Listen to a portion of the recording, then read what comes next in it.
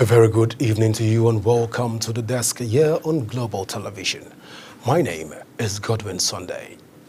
Well, this Monday we'll be talking about the issues around agriculture generally in Nigeria, and joining me to talk about the first conversation here, which is assessing the effort towards improving agriculture in Nigeria, is the Dean of Faculty of Agriculture, Ajayi Crowther University in Oyo State, and he is Dr. M.A. Adebayo. You're welcome to the show, Dr. Adebayo. All right, so we will look around agriculture and try to x-ray some of the opportunities that have availed itself in the agro space and try to cross all the T's and dot all the I's within that sector and ensure that we are able to understand what's going on in the agro space. Well, the conversation will begin in a minute. Please stay with us as the desk is just starting.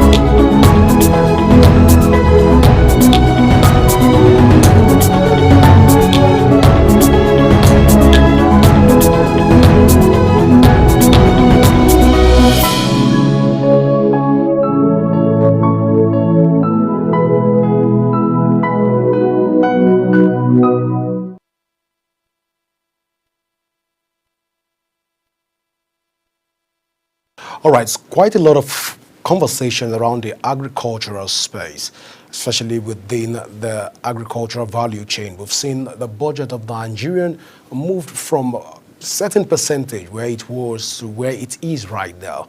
And we've also aware that a lot of Nigerians are delving into the agricultural space. For many, they will say that's because of President Bola Ahmed Tinubu's campaign speech, which he said that Nigerians, a lot of Nigerians will have to return back to the farms. But how far have we gone with some of the policies, especially within the agricultural value chain? Looking at from the crop rotation, I don't understand that we have the Ministry of Livestock Development and other various agencies and departments of government that are saddled with the responsibility of talking agriculture. But then how far have we gone so far as a people? Have we been able to feed ourselves? Have we gone past the level of feeding ourselves into the level of exporting some of the raw materials that we have in the country? How best can we assess the agro value chain in Nigeria? How far have we gone? Like I've said before, okay, if you look at it from the areas of land that we have in the northern part of Nigeria, then try to marry it down with the kind of lands that we have in state like Osun State, looking at a state like Ondo State, traveling down to Cross River State, that we move a little further to Enugu State, where we have areas of lands in those communities. How far have we been able to utilize those lands? Traveling from Abuja through to Nasarawa, then you get to Jos, which is a Plateau State. You get to Bauchi, you get to Gombe, you get to Maiduguri. You see quite a lot of lands, green lands across those zones. But how far have we been able to harness the land? What are the government policies already in place to ensure that we are able to have more fruitful conversations around the agricultural sector in the country? Looking at all of the agricultural sector and be able to explore the productivity that we have within that sector. And joining me to talk about this is Professor Adebayo from the Ajayi Crowther University. You're welcome to the show, sir. Thank you very much. I'm very happy to be on this show this evening. Thank you very much for having me on the show. It is my pleasure to be here. All right. So, Prof, let's delve into the conversation. We are talking about this evening, we're talking about looking at assessing the efforts towards improving agriculture in Nigeria, assessing the efforts towards improving agriculture in Nigeria. But, Prof, how will you assess the agricultural systems in Nigeria so far? Let me start by congratulating you and commending you for the efforts that you are making at bringing this conversation to the front burner, the conversation about the agricultural development in Nigeria to the front burner. I think it is one thing that we always need to talk about and do something about, not only talk about, but take action about, because either though agriculture remains the mainstay of the Nigerian's economy. For that reason, it is a conversation that we must keep on having, and it's something that we need to continue to engage ourselves in actions that will bring about the kind of transformation that we want to see in the sector. Yeah, so far I would say that a lot of effort, honestly, I think we must admit that a lot of efforts are really good.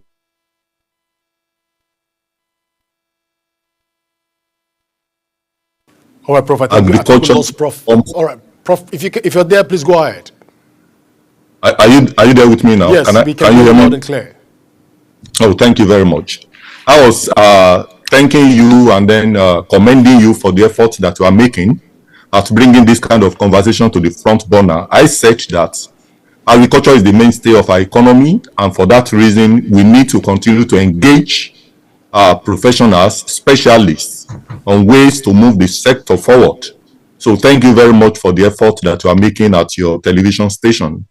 Yeah, I said that a lot of efforts are actually going on in that sector, in that space, in the agricultural space in this country, Nigeria, on the part of government, and of course the people, the masses of the country. Remember that this country is mostly agrarian, with over 70% of our population being engaged in agricultural practices. So I would say that quite a lot of activities are really going on in the agricultural sector in this country. Thank you. We understand that the president have come out to innovate and provide solutions to the agricultural sector. But so far, so good. As a stakeholder in that sector, do you think that the policy of the government in the agricultural value chain has really worth the while, even for the last 1 year? Thank you very much. I think one of the dramatic, I would say dramatic, because for some of us who are specialists in the agricultural space, we're actually questioning the rationale of government taking that action. But because they have more intelligence than us, than ordinary citizens, so they must have their reasons for doing that. One of the dramatic steps that this government took when they came into power is to create the Ministry of Livestock and something, taking this away from the mainstream Ministry of Agriculture. We've took that step with a lot of enthusiasm, thinking that it's going to bring about a lot of changes. But hitherto, I don't think we have been able to see enough of what we are expecting to see in terms of transforming the agricultural space with the creation of that ministry. But then, the government has done that. Maybe we should still be expecting a lot of results from that step that government has taken. But in terms of policy, over the years in this country, government has always been coming up with a number of programs in order to revamp the agricultural sector. I mean, at some point, we have had the agriculture promotion policy, the Nigerian African Trade and Investment Promotion Program, Presidential Economic Development Initiatives, the Zero Project Initiative, reducing erosion from deforestation, and so on and so forth. But of recent, we have the policies of government on agriculture.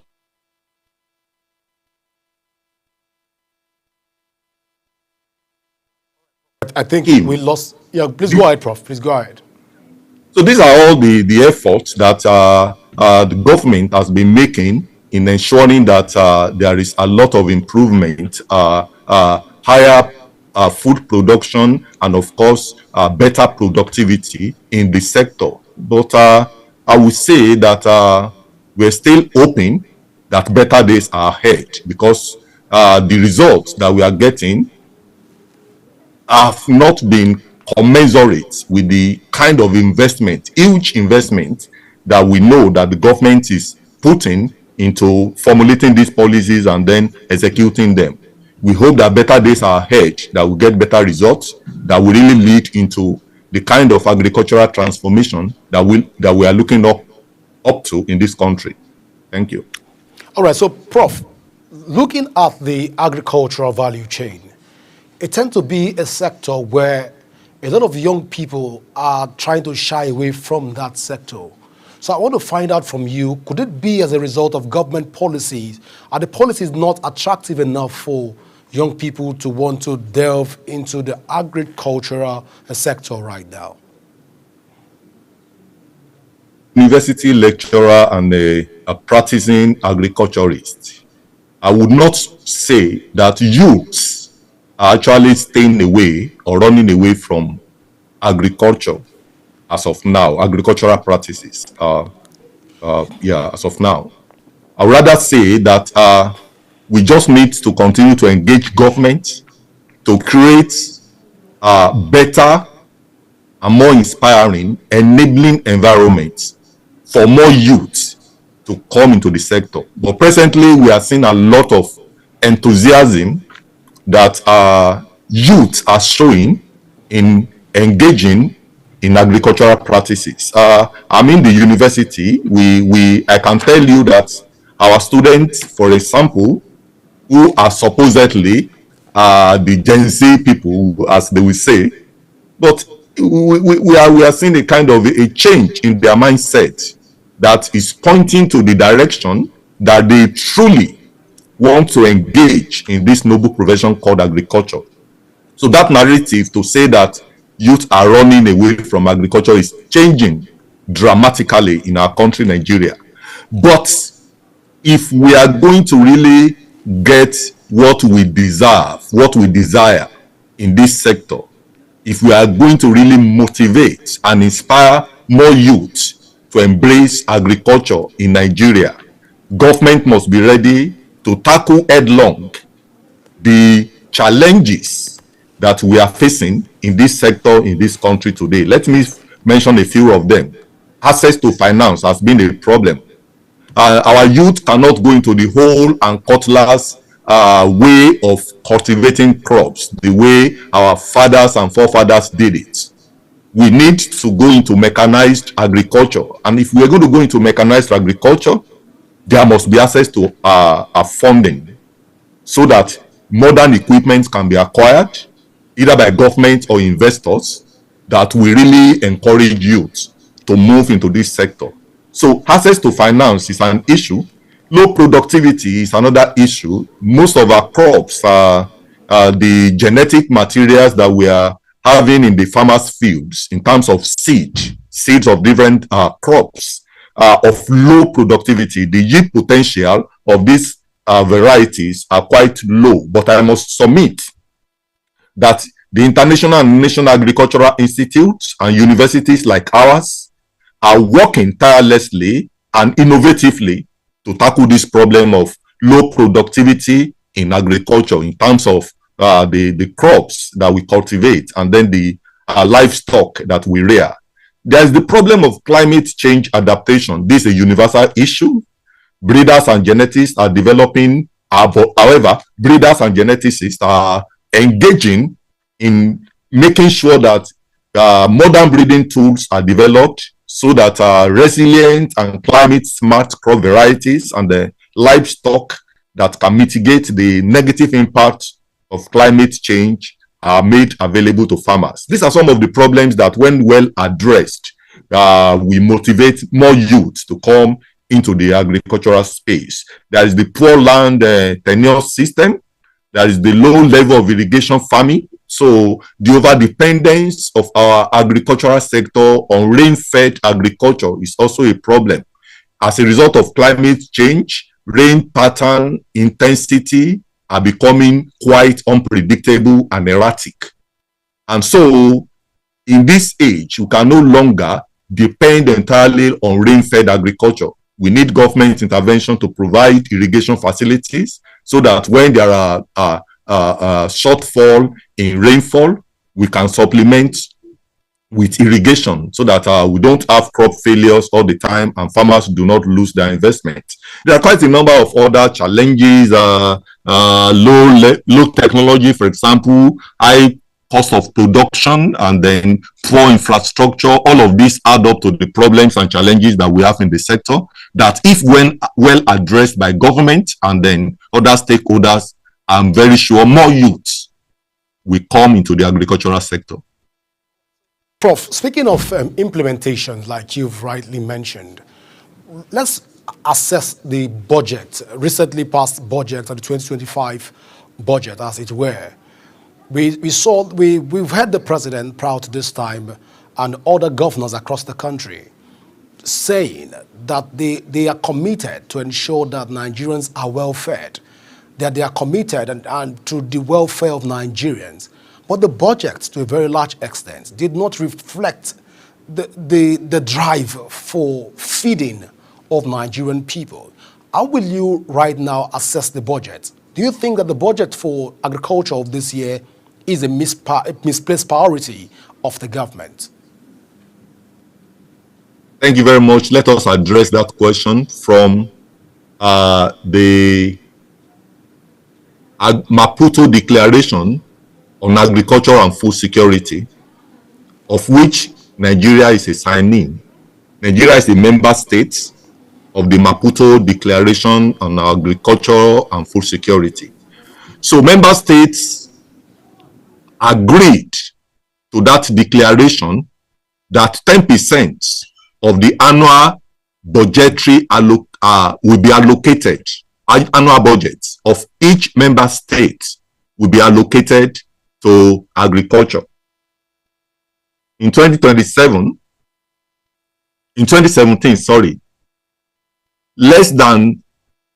about 2.3% of Nigeria's budget was given to agriculture. This year's budget is not even up to 5%. But Nigeria signed to a declaration to make at least 10% of the annual budget for agriculture. I think this is where we think that sometimes you just want to agree that government over the years, not only this incumbent administration, government of Nigeria over the years have been paying lip service when it comes to budgetary allocation to agriculture. In my opinion, I think it has always been low. A budgetary allocation of less than 5% to a sector that drives the economy of Nigeria. Since 2021, the agricultural sector in Nigeria has been contributing over 20%, sometimes more than 30% to the total GDP of the country. And yet, the budgetary allocation to such a very important sector is less than 5%, even up to now. I think this is like paying a lip service to all the promises, all the big talks that the government have been having when it comes to developing agriculture as a sector of the economy in this country. We can only continue to speak to the government and engage them that if we are going to move this country forward, more has to be done in terms of budgetary allocation to this very important sector, which is the mainstay of our economy, which is agriculture. A lot still needs to be done. We must pass the stage where we'll be allocating less than 5% to agriculture. We need to do more. If we not do more than what this Maputo Declaration on Agriculture and Food Security says, we should at least be between 5 to 10%. Committing less than 5% to agriculture in the annual budget of the country is like a child's play. I think we need to change this trend that we have had over the years. Thank you very much. I understand again that you are not just a classroom agriculturist. Of course, you are a field person. And we've seen to a very large extent a situation where most farmers and agricultural stakeholders, citing the budget, they didn't come out to agitate and speak up to the government. There was no form of protest from the agricultural sector. Is it that the agricultural stakeholders are comfortable with some of the position of the government, especially within the confines of the budget? That's a very big question. Farmers, farmers and then people who produce food for us, over 60% of people that feed us in this country are subsistence farmers. They are low input, resource poor farmers who do not have the wherewithal, economically, politically, to engage the government in any form of confrontation. We must know that. And you need to also understand the kind of democracy that we run in this part of the world. Government, it is usually a master-servant kind of democratic relationship that we have. Government is always the master, whereas the masses, including the farmers, are like the servants. So it has always been what the master wants to do. Are you telling me that it is only the area of poor budgetary allocation when it comes to agriculture? Is that the only problem that we have in this country that ought to have brought about the masses rising up to tell the government to say that, look, what you are doing is wrong?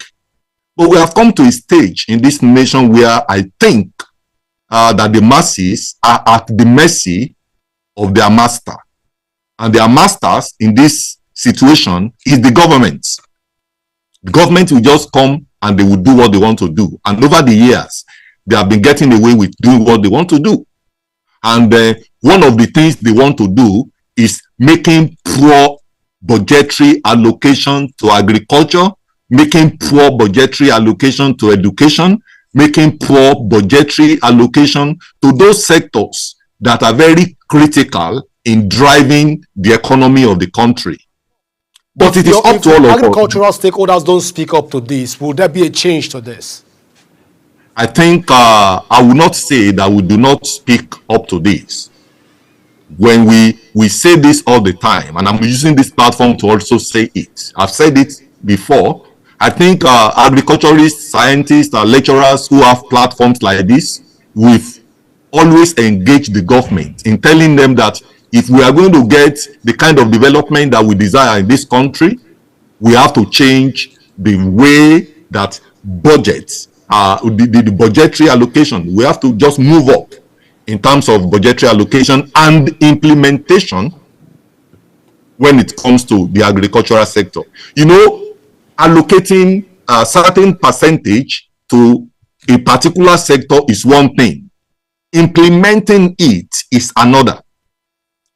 In cases where you have a program of government, take for example the Anchor Burroughs program of government, where they say that farmers will register and then they will give inputs and they will give fertilizers, they will give seed, and they will support one way or the other, and they will also come up with the aggregators who will come at the end of the day and buy up the input, the output, and then sell at a premium so that the farmers will have something good to take home. But when it comes to implementation, you often find that it is political farmers that will dominate the list, while the real farmers will be pushed to the background. They will not even be given all these resources that the government has allocated in a particular program that they are saying that they want to use to help farmers. I think we need to be truthful to ourselves in this country when it comes to the way and manner we implement the policies of government, particularly agriculture. Our farmers do not have the strength, they do not have the wherewithal, they do not have the resources to engage the government. Those of us that have the voice from time to time to speak up in the public space, we are saying it now, and I'm using this platform to say it, that our government needs to listen and do the right thing by making a good allocation to the agricultural sector so that we can provide enough food that can feed this country. May I tell you that in Nigeria, we have over 84 million hectares of arable land, out of which only 40% is under cultivation. That 40% is just like 33.6 million hectares. So we are still left with 50.4 million hectares of uncultivatable arable land. Not uncultivatable, sorry, uncultivable. That is the land that we are yet to put into cultivation. 50.4 million hectares. So we have all these natural endowments. We just need the government to create the enabling environment that will motivate the masses and then the farmers in this country to really optimally produce the food and the livestock that we need to feed the masses of this country. In terms of natural endowment, I think God has done his part for Nigeria. It is up to our government and it is up to us to do the right thing. Thank you. Prof, I believe the government are listening to you right now, and in the days ahead, we'll do a follow-up to see what the government is doing to ensure that they guarantee implementations of all of what we've said on this table. I wanted to take you more on this conversation, especially assessing the effort of improving agriculture in Nigeria, especially within the security angle, if it has improved so far. But I've been saying that right now that it is time to go. I want to say thank you so much, Prof, for being a part of the show today. Thank you very much for having me on this show. Prof, so we'll bring you back again to talk to us to assess over time again the agricultural sector and to know, let's know what's going on in other, especially agricultural linked value chain so far, if there's been improvement or not. But thank you so much once again, Prof. We'll go for a short break, and when we come back, the desk continues in a moment. Please stay with us.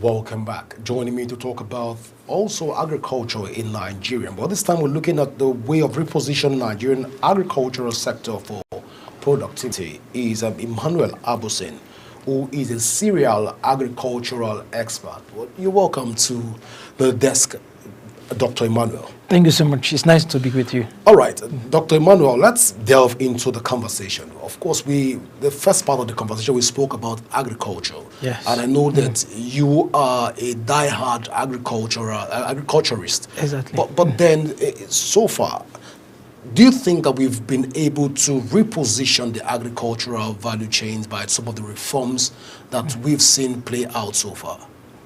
All right. So, you see, it's still a process. It's a working process. Are we doing our best? I'll say yes, to an extent. Are we seeing the results we need to see? Actually, is a gradual process. I'll keep saying that we're making progress in the right direction. However, there's still a whole lot to do. So there are more to do because of the nature, I'll put it, the country itself, it's lacking in too many places. So we talk about production, we talk about processing, we talk about distribution. There are a whole lot of gaps that still need to be addressed.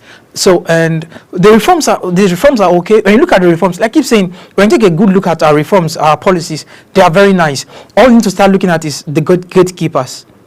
The gatekeepers, the executors, what is government meant to do? So that we don't ask the government to do everything. So what is the job, what is the role of the government? What is the role of the people? What is our role as consultants, as executors, who are meant to be regulators? Because when you want the government to become government who are meant to be regulator become executions,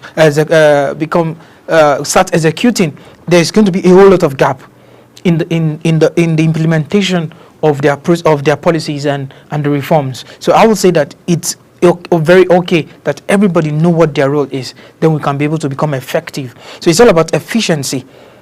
Now, one of the things we're going to make focus on now is about efficiency of delivery. Are we efficient enough?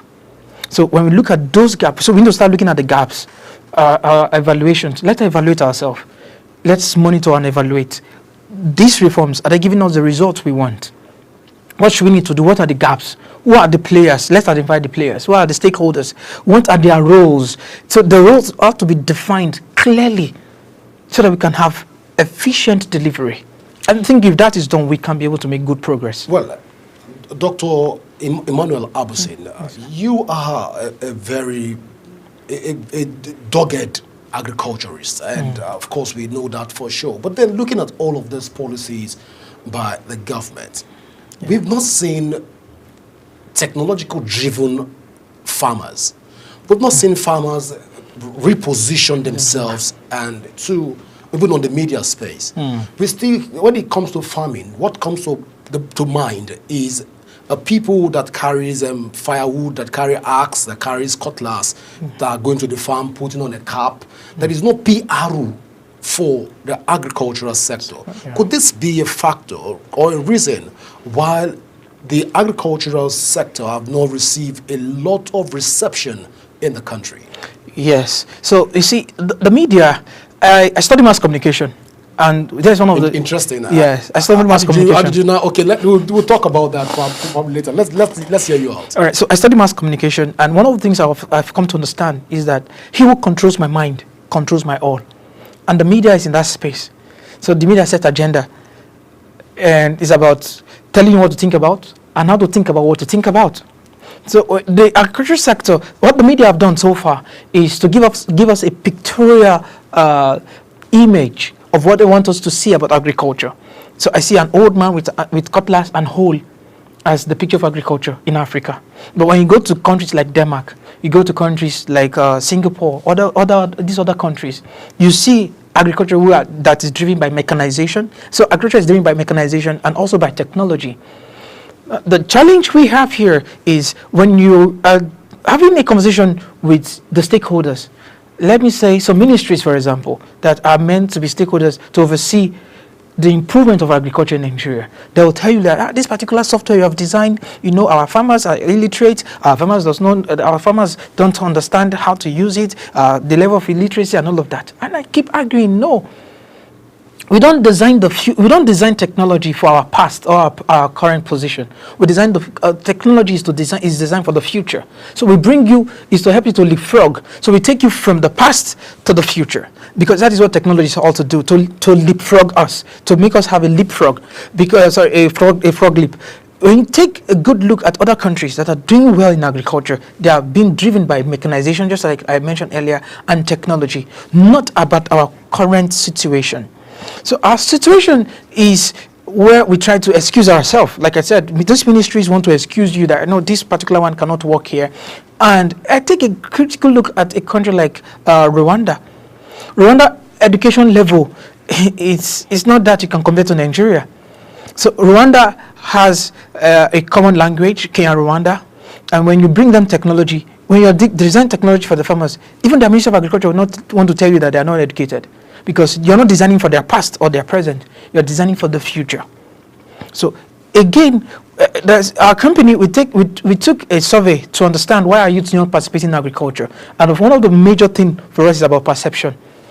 The image of agriculture they saw or they are seeing, then their experience, that their fathers who are into agriculture are very poor, which are people in the rural areas are very poor. They don't even have access to financial services, no access to technology, and other things that deprive us to explore in totality the goodness of agriculture.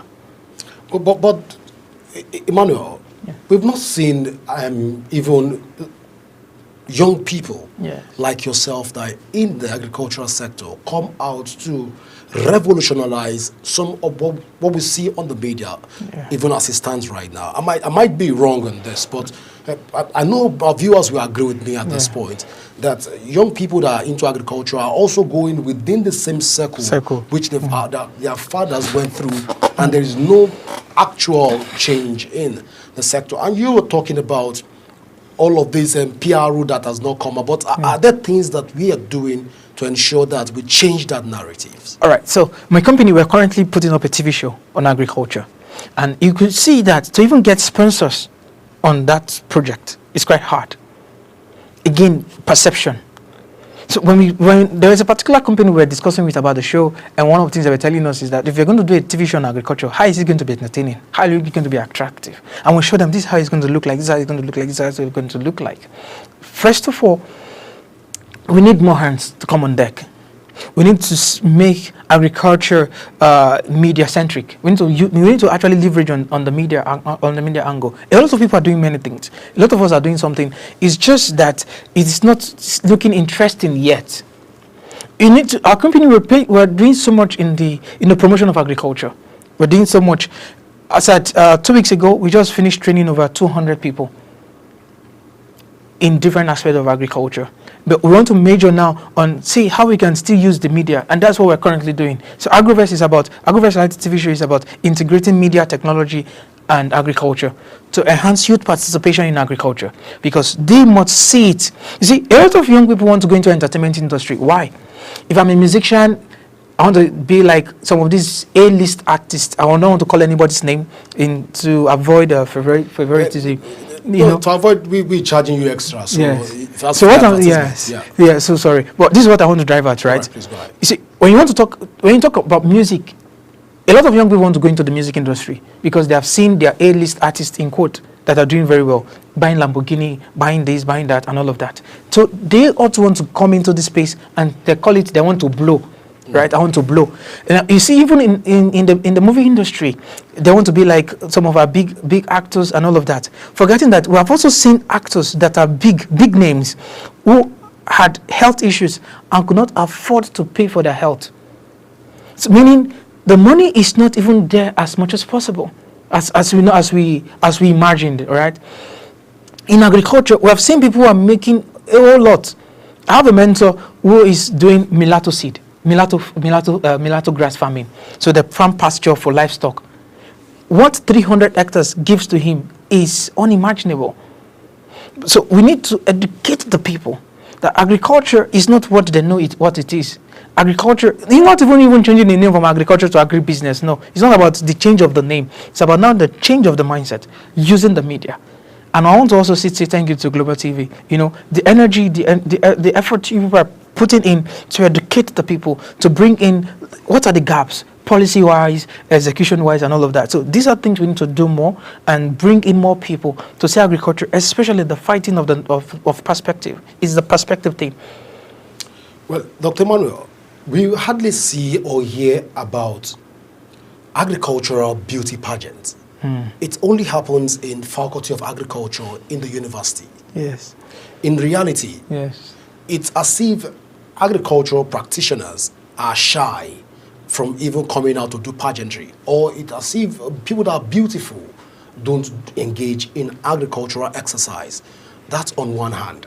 On the second hand, to a wide extent, we don't see agricultural activities even on the billboards, trying to sell even as slow as Gary. Agricultural value chain. We see some of those things as scarce, and you've spoken so eloquently about the fact that the media is there, and you spoke about the show that you are trying to do. But what we've seen is a situation where we have governmental officials that do seed distributions to people, and the media will come to cover it as usual. We cover it and we air those seed distribution, and that's where agriculture starts and ends. There's no way we can measure. Like before you came into the studio, Professor Adebayo was telling us about some sectors in the agriculture that we've not even looked at. But then all of these things are not known by the people. Talking about repositioning the agricultural sector, is this a way to go for agricultural stakeholders? Definitely. You see, there are a lot of programs actually on agriculture. There's a particular commercial bank that has a farmers radio in Nigeria, and the aim is to educate, inform, and entertain the people, because what you don't know, and you cannot be just sitting down there that I don't know it and that's all. No, there are a lot of areas we need to explore. So again, using the media as a platform, as a vehicle to reach out to the people, to educate them.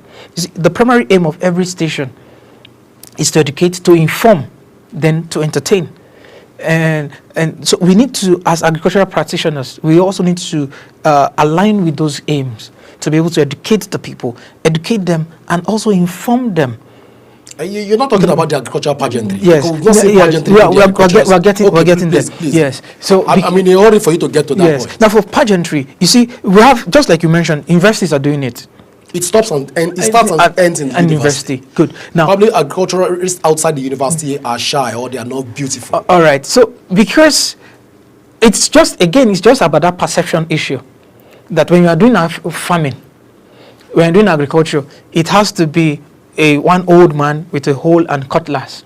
Now, not knowing that, yes, we can use this pageantry as a vehicle to make agriculture attractive. There's a particular video that was flying some 2-3 years ago when a young lady in a conference talked about agriculture being sexy.